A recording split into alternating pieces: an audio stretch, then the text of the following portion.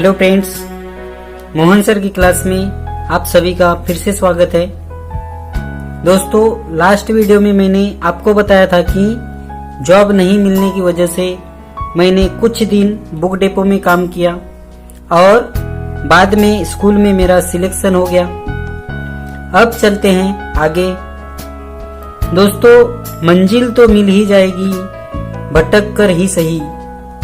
मंजिल तो मिल ही जाएगी, भटक कर ही सही। गुमराह तो वे है जो घरों से निकला ही नहीं करते। जी हाँ दोस्तों, किसी भी तरह से मुझे अपनी मंजिल तक पहुंचना था, चाहे वह आसानी से मिले या भटक कर मिले। अगर मैं कोशिश ही न करूं तो यह तो गलत बात है। कहते हैं कि कोशिश करने वालों की हार नहीं होती, इसलिए मैंने कोशिश करना जारी रखा ताकि मेरे भी दिल में यह कसक ना रहे कि मैंने कोशिश ही नहीं की। और मैं किस्मत को दोष देने की बजाय उल्टा किस्मत मुझे ही दोष दे कि मैंने तो मंजिल दिखाई मगर तूने ही कोशिश नहीं की। अब मंजिल तक पहुंचने के मेरे पास दो ही रास्ते थे। पहला यह कि कंपटीशन एग्जाम देकर पास करूं और दूसरा यह कि किसी प्राइवेट स्कूल में काम करके धीरे धीरे परमानेंट हो जाऊं। इसीलिए अब मैंने इसी स्कूल में पढ़ाने का फैसला किया। चलता रहूंगा मैं पथ पर, चलने में माहिर हो जाऊंगा। चलता रहूंगा मैं पथ पर, चलने में माहिर हो जाऊंगा। या तो मंजिल मिल जाएगी या मुसाफिर बन जाऊंगा। अब मैंने ठान लिया था कि इसी स्कूल में पढ़ाऊंगा। अगर वैकेंसी निकलेगी तो उधर भी ट्राई करूंगा, नहीं तो यहीं पर रहकर परमानेंट होने की कोशिश करूंगा। लेकिन अब दूसरी जगह नहीं जाऊंगा। तो दोस्तों, सिलेक्शन के दूसरे दिन से ही मैंने स्कूल जाना शुरू किया। शुरुआत में मुझे 3rd स्टैंडर्ड में पढ़ाने के लिए बुला गया। उस समय भी मैं ठाणे के उसी लॉज में रहता था जहां पहले रहता था। मेरे स्कूल का समय सुबह के 7 बजे से 1 बजे तक था, इसीलिए मैं 5:45 बजे ही निकल जाता था। 1 बजे तक स्कूल में पढ़ाने के बाद निकलता तो 2:30 बजे तक फिर मैं लॉज में पहुंच जाता था। खाना खाने के बाद मुझे काम नहीं होता था, इसलिए इधर उधर समय व्यतीत करता था। खाली पीली टाइम पास करने की मेरी आदत नहीं थी, इसीलिए मुझे अच्छा नहीं लग रहा था। मुझे लग रहा था कि कोई पार्ट टाइम जॉब मिल जाता तो अच्छा होता। इससे मेरे समय का सदुपयोग भी हो जाता और कुछ पैसे भी कमा लेता। खाली रहूंगा तो अनावश्यक विचार आएंगे और ऐसे भी खाली दिमाग शैतान का घर होता है। उस समय स्कूल में 2 सेशन चलते थे। सुबह 7 से लेकर 12:30 बजे तक 3rd से 7th और उसके बाद जूनियर केजी से 2nd स्टैंडर्ड की क्लासेस चलती थी। उस समय 1st स्टैंडर्ड के लिए कोई टीचर नहीं मिल रहा था। पता नहीं एक दिन प्रिंसिपल आचार्य सर के मन में क्या आया। उन्होंने मुझे अपने ऑफिस में बुलाया और पूछा कि अगर तुम्हारा पगार डबल कर दिया जाए तो क्या तुम दोपहर में भी रुककर 1st स्टैंडर्ड को पढ़ा सकते हो। यह सुनकर मुझे ऐसा लगा जैसे अवसर खुद चलकर मेरे पास आया है। मुझे भी पार्ट टाइम जॉब की आवश्यकता थी, इसीलिए मैं यह अवसर जाने नहीं देना चाहता था और मैंने उन्हें हाँ कर दी। दूसरे दिन से मैंने दोनों सेशन में काम करना शुरू कर दिया। अब मेरी दिनचर्या बदल चुकी थी। सुबह 5 बजे उठकर पानी भरकर नहा धोकर स्कूल जाना, दिन भर पढ़ाना और शाम 6 बजे निकलना।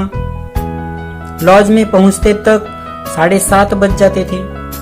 फ्रेश होने के बाद मैं कुछ समय के लिए तालिब की सैलून में जाकर पेपर पढ़ता, इधर उधर की बातें करता और उसके बाद 10 बजे रात को खाना खाकर सो जाता और फिर सुबह उठकर स्कूल चला जाता। इस तरह एक नई दिनचर्या बन गई थी। अब तक तो सब कुछ ठीक ठाक ही चल रहा था। बस एक समस्या यह थी कि मैं सुबह से लेकर शाम तक ड्यूटी पर होने की वजह से खाना नहीं खा पाता था, लॉज से खाना नहीं ला सकता था। इसीलिए जब भी समय मिलता तब समोसा या वड़ा पाव खाकर ही दिन गुजार देता था।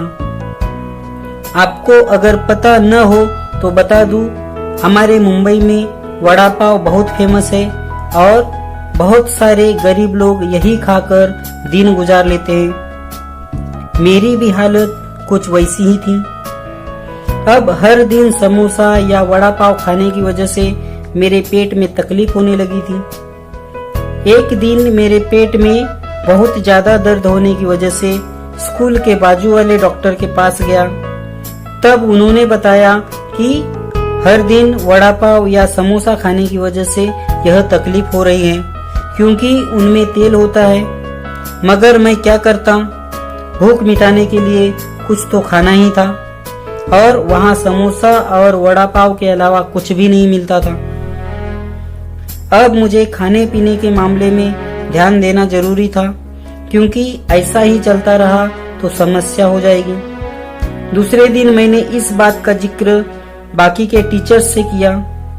तब एक टीचर जो कि स्कूल के पीछे वाली चॉल में रहती थी, उन्होंने कहा कि मेरे रूम के बाजू में ही एक परिवार रहता है जो आपको दोपहर का खाना दे सकते हैं। उनके बताए अनुसार मैं उनके घर गया और उनसे बात की। तब 600 रुपए महीने के हिसाब से वे खाना देने के लिए राजी हो गए और अब मैं उनके घर का खाना खाने लगा। लगभग 3-4 महीनों तक इसी तरह से मैं दोनों सत्र में पढ़ाता रहा। मुझे दोनों सत्र में पढ़ाने में कोई दिक्कत नहीं थी, मगर दूसरे सत्र में पहली के बच्चों को लगातार नहीं पढ़ाया जाता। पढ़ाने के बाद उन्हें लिखने के लिए भी समय देना पड़ता था। इसीलिए उस खाली समय में मुझे नींद आने लगती थी। दिन भर पढ़ाने की वजह से मैं थक सा जाता था। जब बच्चे लिखने लगते तब मैं थोड़ा आराम पाने के लिए बच्चों के ही बाजू में डेस्क पर बैठ जाता था, क्योंकि क्लास में चेयर रखना अलाउ नहीं था। डेस्क पर बैठने के बाद मुझे अधिक नींद आने लगती थी। नींद आने का कारण यह था दोस्तों कि लॉज में लोगों के आने जाने की वजह से नींद पूरी नहीं हो पाती थी। कुछ दिनों तक मैंने नींद पर काबू पाने का प्रयास किया, लेकिन उसमें मैं असफल ही रहा।